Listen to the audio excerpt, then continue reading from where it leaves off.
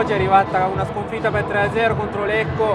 Ovviamente era abbastanza prevedibile che con Lecco sarebbe stata una partita difficilissima con la formazione titolare, e per giunta ancora più complicata dato che eravate in emergenza perché avete giocato con mascherine, avevate delle giocatrici rimaste a casa.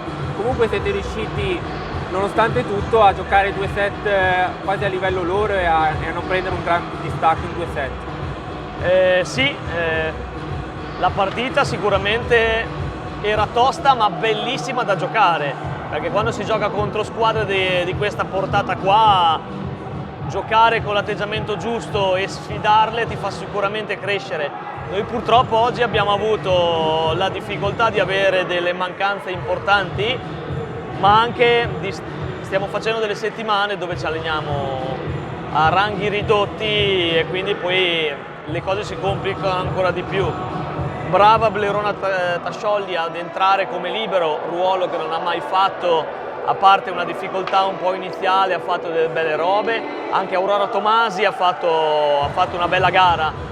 Il risultato è impietoso, si sono viste a tratti belle robe che ci possono servire per il proseguo di campionato. Oggi sapevamo che sarebbe stata un'impresa titanica andare a venire a far punti qua per come eravamo messi, ma ci servirà comunque per le belle cose che si sono viste, per le prossime gare che andiamo ad affrontare, sperando di recuperare anche tutto il roster per alzare il livello di allenamento e per poter avere più soluzioni in gara.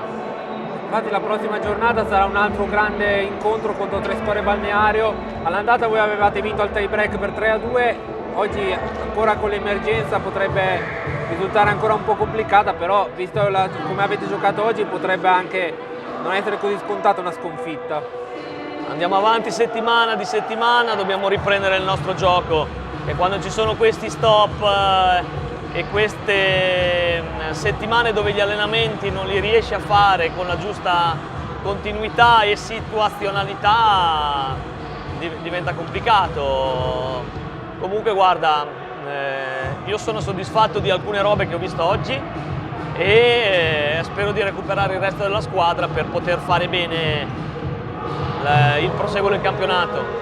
Bene, grazie Luca, in bocca al lupo. A te, grazie.